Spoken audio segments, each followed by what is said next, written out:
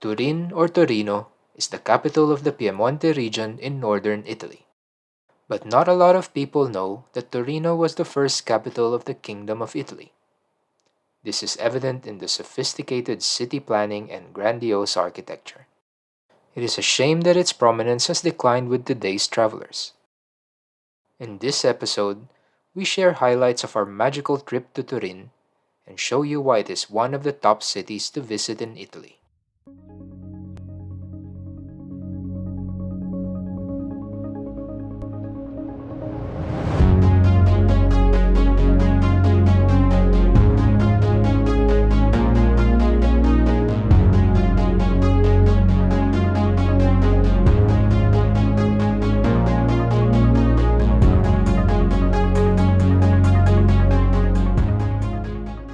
Piazza San Carlo is a majestic square drumming with history and charm. Designed in the 17th century, its elegant porticos flank majestic Baroque buildings housing cafes. At its heart, the equestrian statue of Emanuele Filiberto stands proud, a symbol of victory. Twin churches Santa Cristina and San Carlo Borromeo anchor the southern end, offering spiritual grandeur. This is a good starting place for exploring the surrounding shopping streets and landmarks.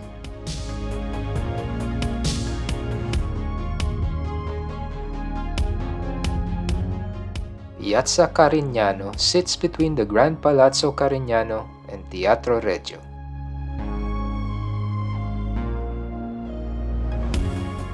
The quiet and charming Piazza Carlo Alberto sits under the watchful gaze of King Carlo Alberto's statue and surrounded by elegant facades.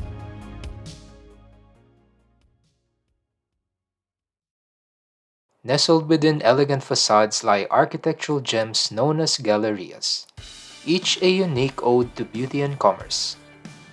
Galleria San Federico is one of the most elegant places in the city. This contemporary space offers a glimpse into the city's vibrant fashion and artistic scene.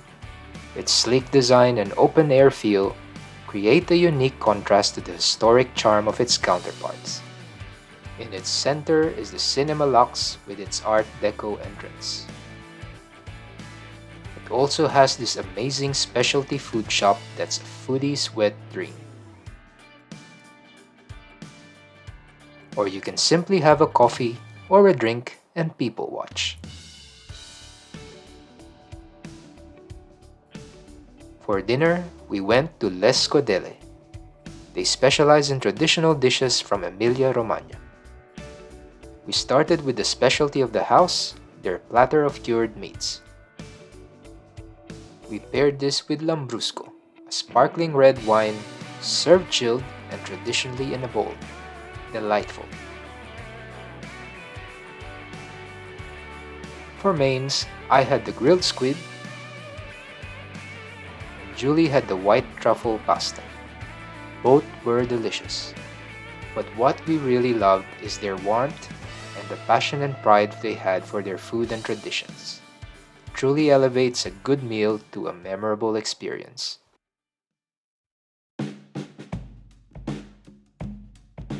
Piazza Castello, the heart of Turin, pulses with a unique blend of history, grandeur, and modern life. This expansive square is surrounded by important historical and architectural landmarks. Palazzo Madama stands tall on the eastern side. Its stern medieval facade hides a whimsical Baroque interior, a testament to its evolving story. Look closer and you might spot the two Roman towers, remnants of the city's ancient past.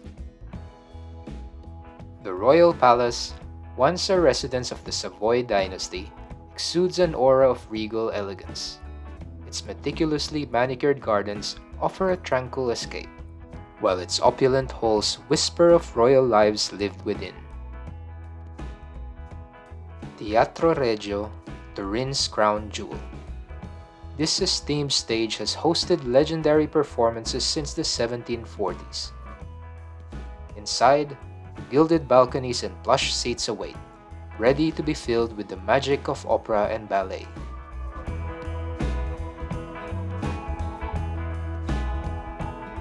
Close by is the charming Galleria Subalpina. This hidden gem, tucked beneath the Piazza Castello, offers an array of artisan shops and historic cafes, each showcasing the city's rich cultural heritage. Two of these cafes are Caffe Mulassano and Baratti Milano.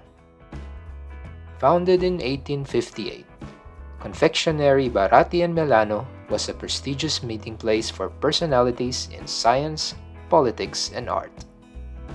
After 160 years, the chocolate shop and cafeteria is still one of the most elegant meeting places in Turin, and one of the most beautiful and prestigious historical venues in Italy.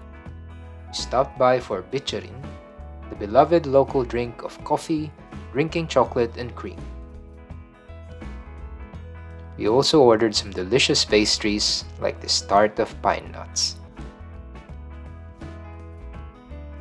Caffe Mulassano, a jewel box of bronze and marble, has been in its current location since 1907.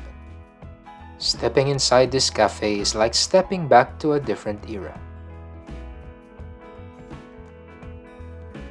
Our first visit was for the famous biccherin and pastries.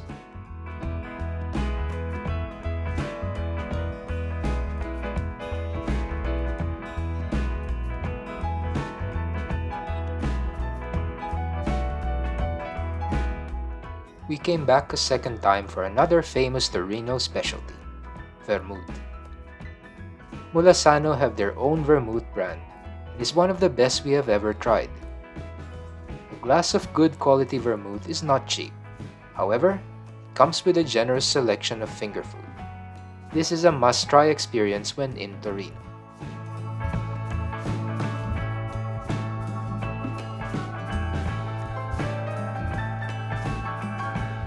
Rising above Turin like a majestic needle, the Mole Antonelliana is the city's most recognizable landmark.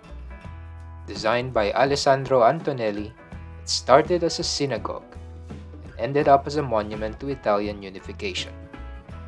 Its eclectic mix of styles, from neoclassical base to Art Nouveau dome, is a reflection of Antonelli's lifelong obsession with this project, spanning over 26 years.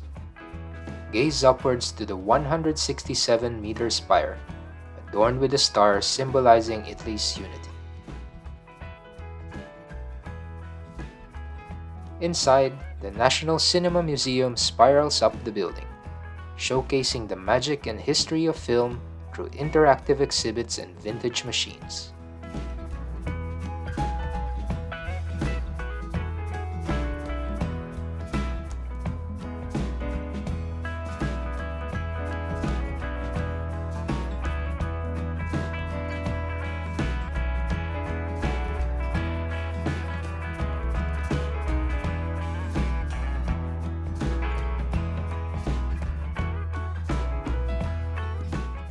During our visit, the Mole Antonelliana was hosting an exhibit on the amazing works of Tim Burton.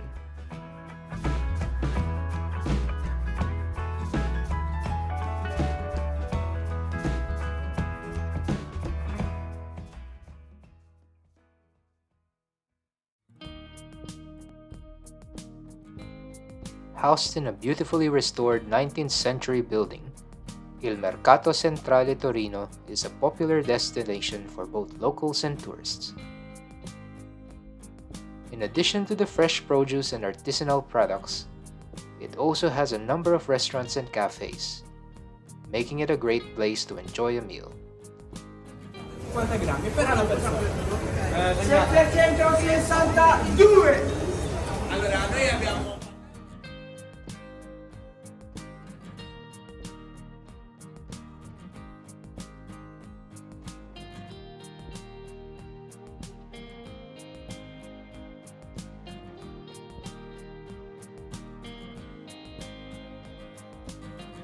There is also a cooking school on site where visitors can learn how to prepare traditional Italian dishes. At the bottom of the bustling market lies well-preserved ancient ice houses. These subterranean chambers, built over centuries ago, served as ingenious refrigerators, storing ice harvested from the mountains to preserve food before modern technology. Although no longer in use, they stand as silent testaments to the city's resourcefulness and offer a glimpse into a bygone era of food preservation.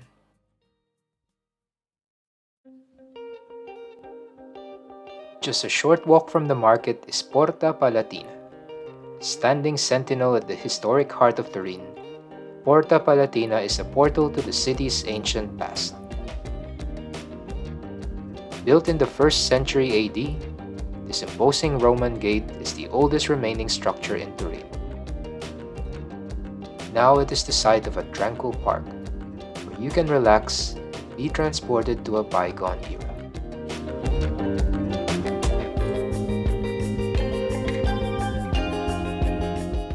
Stretching along the banks of the Po River is the sprawling urban oasis that is Parco Valentino. Here you can stroll or bike along tree-lined avenues, past elegant statues and romantic fountains. Or you can also interact with the local wildlife.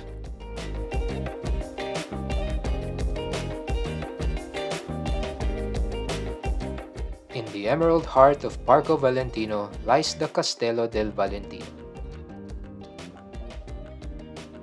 This 17th century gem, once a riverside retreat for royals, now houses the Faculty of Architecture.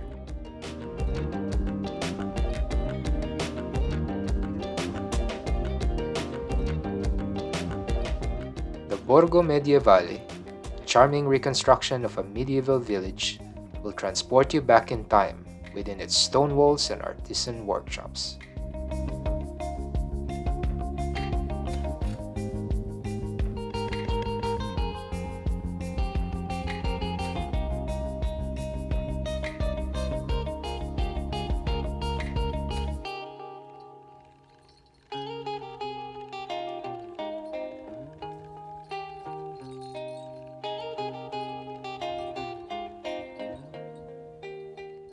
Giardino Roccioso, also known as the Rock Garden, is home to a diverse collection of alpine plants and flowers, making it a popular destination for nature lovers and botanists alike.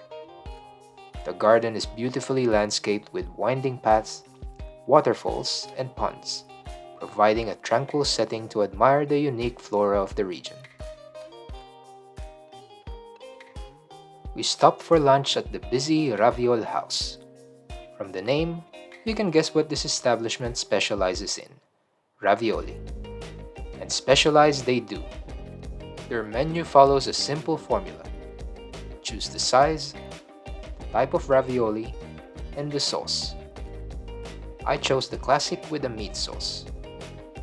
Julie ordered the fancier charcoal pasta with butter cod filling. This is simple food done well, the essence of Italian cooking. Perched atop the Monte dei Cappuccini hill, the Chiesa di Santa Maria del Monte dei Cappuccini boasts a stunning Baroque facade and an awe-inspiring interior adorned with intricate frescoes and sculptures. Inside, the church is a treasure trove of artistic masterpieces, including the Martyrdom of Saint Stephen by Giovanni Battista Tiepolo and the Assumption of the Virgin by Daniel Sater. But the site's main attraction is its breathtaking panoramic views of the city. From the terrace, you can soak up the city's skyline, with the Alps forming a majestic backdrop.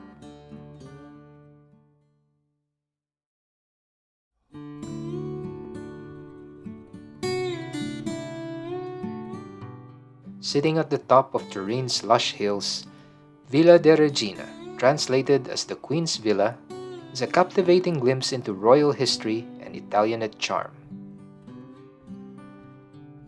Built in the 17th century by Cardinal Maurizio of Savoy for his wife, Princess Ludovica, it served as a summer retreat for the royal family for centuries. Stepping inside the villa transports you to a world of Baroque splendor. Frescoed ceilings and tapestries adorn the walls. As we wandered through the royal apartments, Each room showcased the exquisite taste and the refined lifestyle of the Savoy dynasty. Equally awe-inspiring are its elegant gardens, adorned with fountains, pavilions, and manicured lawns. As we climbed the panoramic terrace, we were rewarded with the breathtaking views of the city and the Po River Valley. The Queen herself enjoyed these views in her day. There is also a remnant of the villa's past as a flourishing vineyard, known as Vigna di Madama.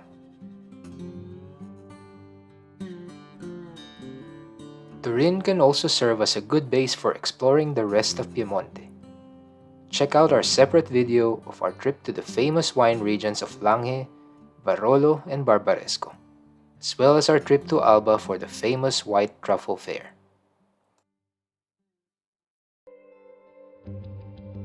For our last meal, we dined at the Ristorante Consorzio. Despite its simple, no-frills atmosphere, this restaurant serves some of the most interesting and acclaimed Piedmontese cuisine in the city and has earned a place in the Michelin Guide. For starters, we had the trio of anchovies and the veal sweetbreads with a thick, syrupy demi-glace. For mains, I had tripe sliced thinly like noodles, served with a light sauce made from the cooking stock and finished with demi-glace. Julie had the risotto with bone marrow, same demi-glace adding another dimension of flavor. It was the perfect meal to end our wonderful time in Turin. A grandiose city set within the stunning backdrop of the Alps. A city with a proud history and one of the best cuisines in all of Italy. Turin is perhaps Italy's best kept secret. We hope we have inspired you to add Turin to your next European holidays. And may you fall in love with this city like we did.